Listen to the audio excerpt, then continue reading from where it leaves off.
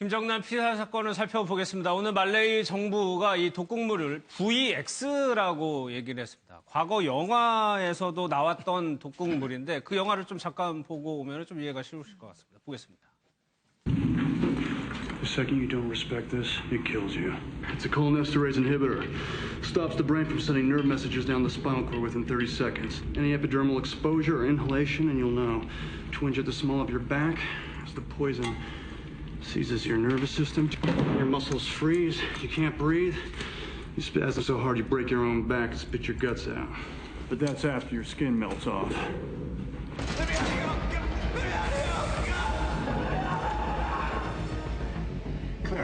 최 교수님, 뭐 딱 저 물질이 아니더라도 VX라는 것이 저만큼 위력적이라는 거죠. 그렇죠. 지금 나온 여러 가지 얘기들을 보면 지난번에 그 일본에서 옴진리교 신도들이 그 사카린인가 샤린 가스를 가지고 지하철에 테러를 했잖아요. 그거보다 100배 강하대요.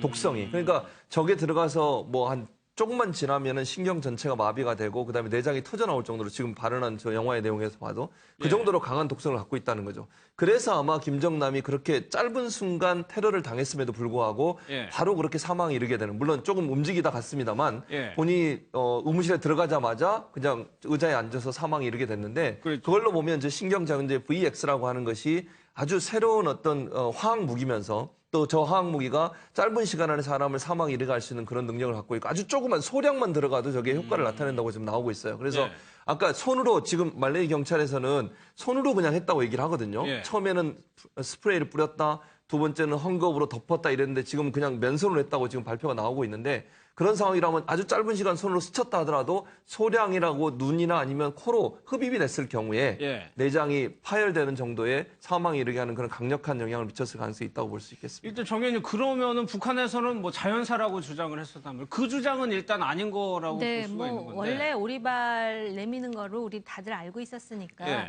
지금 그 주장을 무력화시킨 거죠.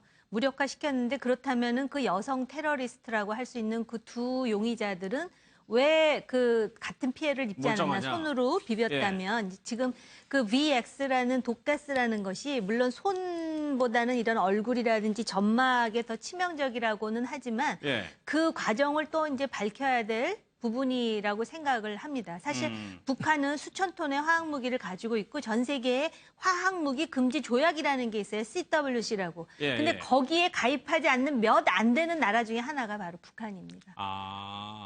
그런데 이게 북한이 소행했다는 거를 증명을 하려면 결국에는 이 VX라는 게 북한에서 왔다는 거를 찾아내야 되는 거잖아요. 근데 그게 지금 쉬울 것이냐. 지금 뭐 영화에서도 나오듯이 VX, 사실은 우리나라 국방부에서 그 국방부 장관이 국회에서 답변하면서 5가지 의심되는 화학물질 중에 하나일 것이다 하면서 VX를 딱 지목을 했거든요. 그래서 또 이제 어떤 식으로 북한이 오리발을 내밀지는 모르겠지만 이미 북한의 외교관, 또 고려항공 직원, 그다음에 북한 출신 그 외에도 평양으로 지금 도망간 4명 해가지고 연루되어 있다라는 것은 얼마든지 증명이 가능한데 끝까지 아니라 그럴 것 같습니다. 왜냐하면 천안함 폭침도 여지껏 자기네들이 안 했다 그러고 옛날에 왜 아웅산 테러 해갖고 그 수많은 장관들이 버마에서 다 죽었을 때 당시 테러범이 김정일의 친서를 가지고 있었습니다. 죽이라고. 그 친서가 증거로 나왔는데도, 그래서 미얀마에서 그 테러범에게 사형 선고를 했음에도 불구하고 끝까지 자기네들은 아니라고.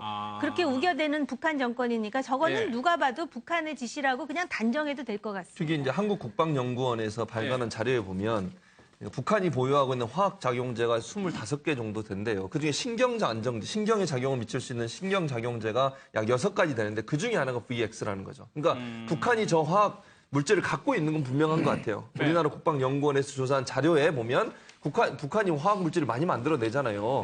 그런데 그 신경작용제 중에 VX가 하나에 포함되어 있기 때문에 분명히 북한에서 만들어진 건 맞는 것 같아요. 이게 어떤 경로를 가지고 왔는지, 아니면 이럴 수도 있겠죠.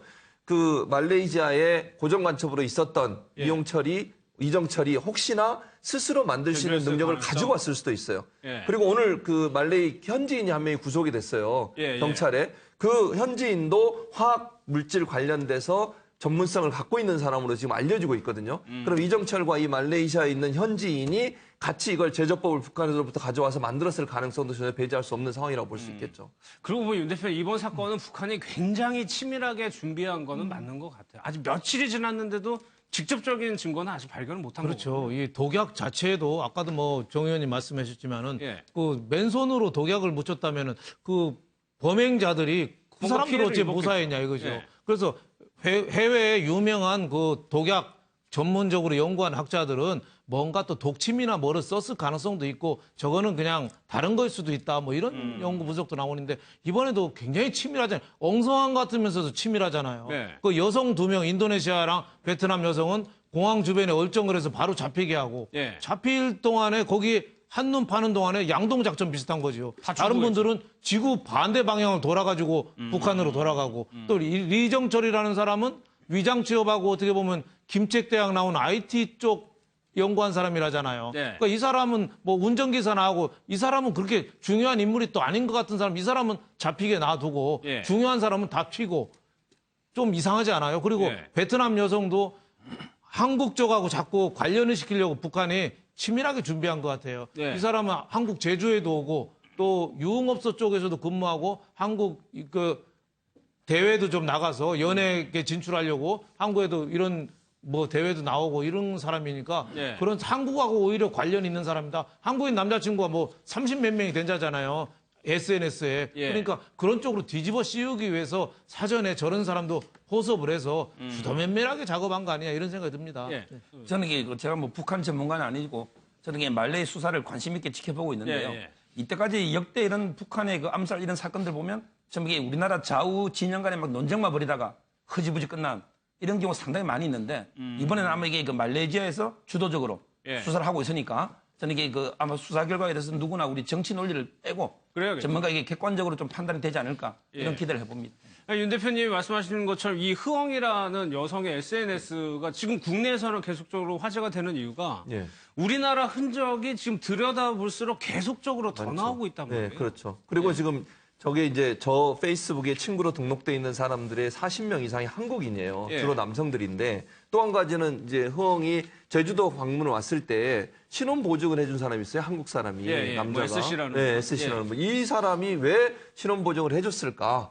그것도 조사가 필요하다고 생각을 해요. 어떤 연관성과 관계성이 있어서 그냥 SNS에서 만난 건지 아니면 또 다른 만남이 있었는지 또는 그 화성에 있는 곳에서도 둘이 움직인 장면이 페이스북에 올라온 장면이 있어요. 그러니까 그러니까 제주뿐만 이게 뭐 아니라 서울도 아니고 제주도도 아니고 경기도 화성이에요. 그러니까 누군가 남자가 거기 살았을 가능성이 있고 거기에 방문했을 가능성을 우리가 볼 수 있겠죠.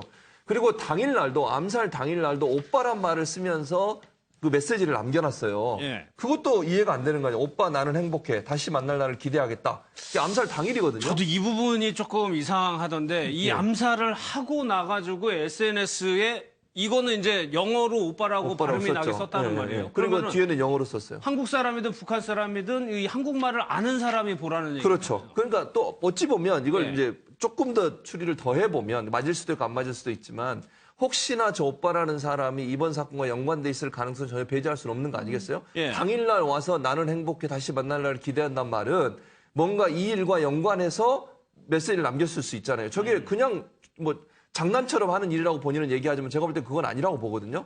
그러면 이렇게도 생각해 볼 수 있어요.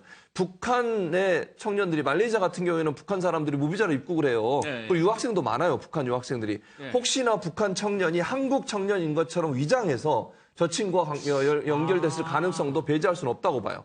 그러니까 예를 들면 한국에 관심이 많으니까 예, 예. 한국인 청년인 것처럼 위장해서 접근해서 한국에 대한 정보도 주고 한국말도 가르쳐주고 이러면서 친분을 쌓고 이 그런 일에 가능성이 연결고리 역할을 했을 수도 있다는 거죠. 왜냐하면 북한 입장에서는 어쨌든 북한 사람이 직접적으로 관여를 안 하면서 김정남을 살해해야 되는 상황이 됐고 그러기 위해서는 외국에 있는 사람들을 몰래 연결을 시켜야 될 텐데 그냥 하라고 하면 안 할 거 아니에요. 그런데 만약에 친분이 평소에 있었거나 아니면 사귀는 사이까지 됐다고 하면 예. 이 일을 부탁했을 때 충분히 해줄 수 있을 것이고 예. 경제적 보장도 해주고 나중에 잘 되면 한국에 데려가줘서 뭐 연예인으로 데뷔를 시키겠다 이런 말도 했을 가능성을 전혀 배제할 수는 없는 거죠. 그러니까 난파공작원들 보면은 한국 서울말을 그대로 똑같이 구사를 하거든요. 아, 그렇습니다. 네. 그리고 저기 그 일본인으로 가장한 사람들이 사람들은 또 일본말을 기가 막히게 하고요. 그렇기 때문에 지금 최 교수님 말씀에 상당히 일리가 있다고 보여지는데 예. 저 오빠라 그러면서 그날 바로 테러를 자행한 날 저런 그 SNS에다 글을 올렸다는 것이 아무리 봐도 이상하고 예. 첫날 진술에 말레이 경찰에 자기가 그 북한 사람 알던 사람하고 한국에도 갔었다 이렇게 얘기를 하거든요. 그 부분이 이상하니까 저 여성이 노스코리아, 사우스코리아 구분을 제대로 했는지도 모르겠고 그렇죠. 일단 한국 정부에서 좀 도와줄 부분은 SNS 상에 나오는 그 남성들의 이름들 있지 않습니까? 예, 예. 그거 정도는 대한민국 안에서 좀 추적을 해서 도와줄 필요가 있다라고 보여집니다. 그래서 예. 저 오빠가 반드시 여기 대한민국 국민이라고 단정하기도 사실 어려운 부분이고요. 예. 또 한 가지 우리 대한민국은 그러면 간첩으로부터 자유로운 지역이냐. 그게 아니라는 방증일 수도 있습니다.